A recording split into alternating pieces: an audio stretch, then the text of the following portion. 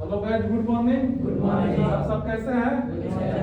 आप सब बढ़िया एनआईटीटी से सेफ्टी क्या क्या कर रहे हैं जी? प्रिपरेशन कर रहे हैं, कोर्स कर रहे हैं। ठीक है, आप लोग अब जाके कंपनी में जॉब कीजिएगा और पैसा कमाइएगा। तो आपके लिए नॉलेज रखना बहुत जरूरी है। विदाउट नॉलेज आपको बढ़िया सैलरी नहीं मिलेगा और बढ़िया पोस्ट पोजीशन नहीं मिलेगा। नॉलेज जितना आपका बढ़ेगा, एक्सपीरियंस जितना अच्छा रहेगा, आपको सैलरी उतना अच्छा मिलेगा और कंपनी में पोस्ट उतना अच्छा मिलेगा। समझ रहे हैं?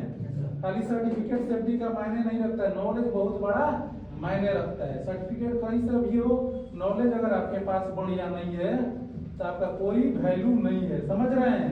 तो नॉलेज करना बहुत जरूरी है। विदाउट नॉलेज सर्टिफिकेट किसी काम का नहीं है। तो जो आपको पढ़ाया गया है, लिखाया गया है, हम जानना चाहते हैं कि आप लोग कैसे उसको प्रिपरेशन किए हैं, तैयार किए हैं, ये बताइए। ठीक है, आप खड़ा हो जाइए। आपका नाम क्या है? सोनू कुमार। सोनू कुमार। आप बताइए कि हाइट वर्क किसे बोला जाता है? ग्राउंड सतह से 1.8 मीटर के ऊपर जो भी वर्क करता है वो करता है। बैठिए। आप खड़ा हो जाइए। आपका नाम क्या है? राजन कुमार यादव। राजन कुमार यादव। आप बताइए कि टीबीटी किसे बोला जाता है? टीबीटी टूल बॉक्स स्टाफ होता है जो कंस्ट्रक्शन साइट पे 10 से 15 मिनट का अवेयरनेस होता है, जो वर्करों को बताया जाता है कि मेरे कंपनी में ये कार्य करना है, इसमें कौन कौन सा हजार है, इसमें फुल प्रिपरेशन होकर काम करना है। ठीक है, आप खड़ा हो जाइए। आप बताइए सेफ्टी इंडक्शन किसे बोला जाता है? सेफ्टी इंडक्शन तेज बोलिए थोड़ा।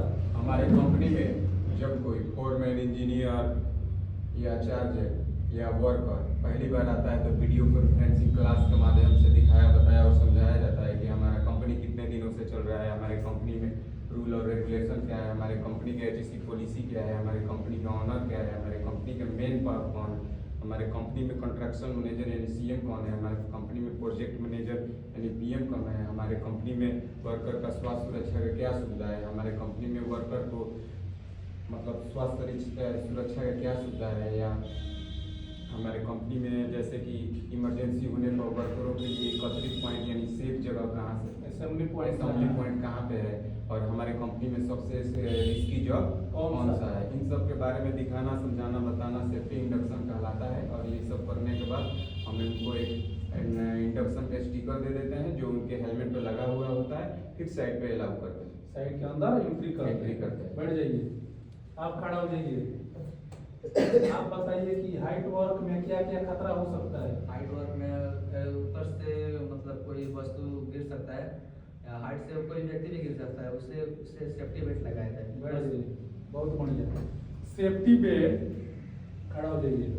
सेफ्टी बेल्ट में लेन यार्ड का लंबाई कितना होता है? 1.8 मीटर होता है। सेफ्टी बेल्ट में लेन यार्ड की लंबाई कितना होता है जी? 1.8 मीटर। बैठ जाइए। आप बताइए सेफ्टी बेल्ट लगाना क्यों जरूरी होता है हाइट वर्क पे? सेफ्टी बेल्ट लगाना हाइट वर्क पे इसलिए जरूरी होता है क्योंकि हाइट वर्क पर से अगर हम कभी फिसल कर गिरते हैं तो सेफ्टी बेल्ट हमें ऊपर ही तान कर रखती है। बहुत बढ़िया। ये बताया ना जी। आप खड़ा हो जाइए। आप बताइए JSA का फुल फॉर्म क्या होता है? JSA job safety analysis. बैठ जाइए। आप खड़ा हो जाइए। आप बताइए कि एक्सकवेशन किसे कहते हैं? खुदाई। मिट्टी को काट कर ट्रंच या खाई के रूप में व्यवस्थित करना क्या कहलाता है जी? एक्सकवेशन कहलाता है। बढ़ जाइए। आप खड़ा हो जाइए। समझिए। आप बताइए कन्फाइंड स्पेस किसे कहते हैं? कन्फाइंड स्पेस जो जहाँ कम जगह होता है, वहीं पे जो वर्कर जहाँ ठीक से काम नहीं करता है उसे कन्फाइंड स्पेस कहते हैं। जैसे कि टॉक्सिक गैस होना और जहरीला जीव जंतु होना, उसे वहीं पे जो वस्तु होता है। हाँ, जहाँ जहरीले जीव जंतु रहने की संभावना होता है, टॉक्सिक गैस रहने की संभावना होता है, प्रकाश की कमी होता है, उसे स्थान को क्या बोलते हैं? बढ़ जाइए। आप बताइए PTW परमिट क्या होता है? PTW एक लिखित दस्तावेज होता है जिसमें फर्स्ट पार्टी द्वारा सेकंड पार्टी को दिया जाता है, जिसमें बताया जाता है कि यहाँ पे जो भी कार्य यहाँ पे चेक किया हुआ है, आप कार्य करिए, और कोई वर्कर पूरा फुल सेफ्टी होकर काम करता है, अगर उससे कुछ होता है तो फर्स्ट पार्टी इसका जिम्मेवार लेती है। इसका सारा जिम्मेवारी हम लेते हैं। सबसे कि आपको सेफ्टी को फॉलो करके ही काम करना है, और विदाउट सेफ्टी काम करते हैं तो इसका जिम्मेवारी कोई नहीं लेगा। समझ रहे हैं ना? थैंक यू, बैठ जाइए। आप खड़ा हो जाइए शर्मा जी। आप बताइए SWL का फुल फॉर्म क्या होता है? SWL safe working load. SWL का फुल फॉर्म क्या होता है जी? Safe working load. खड़ा हो जाओ सोनू।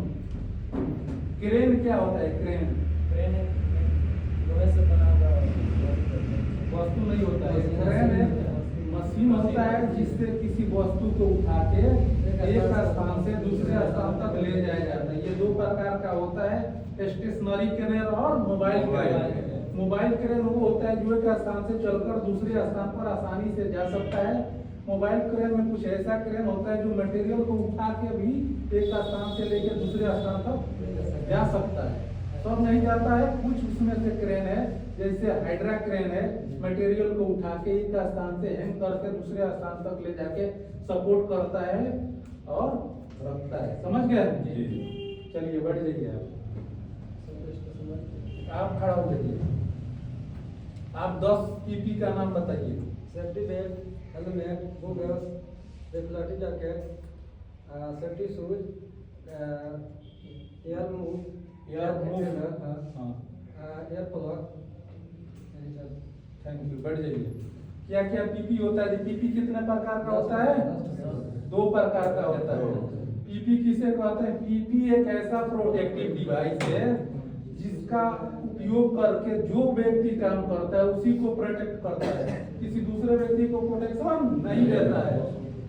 पीपी को पहन के काम करने से हम 100% सुरक्षित नहीं होते हैं। 100% सुरक्षित नहीं होते। कुछ हद तक खतरा को क्या करता है जी? कम करता है और हमारे शरीर को प्रोटेक्ट करता है। अगर सेफ्टी ऑफिसर को कोई व्यक्ति विदाउट पीपी वर्क करते पकड़ा जाता है, देख लेता है सेफ्टी वाला उसको, तो क्या करता है? उसको समझाता है कि भाई साहब ये पीपी आपके लिए बनाया गया है, इसका आप यूज करके आप साइड पे वर्क कीजिए। विदाउट पीपी आप वर्क मत कीजिए, ऐसा कंपनी में अलाउ नहीं है और हम आपको फाइन भी लगा सकते हैं। हम आपको 1 बार 2 बार 3 बार लास्ट 4 बार सजेस्ट कर सकते हैं। इसके बाद अगर हमारे बात को नहीं मानते हैं तो आपको कंपनी से टर्मिनेट भी किया जा सकता है।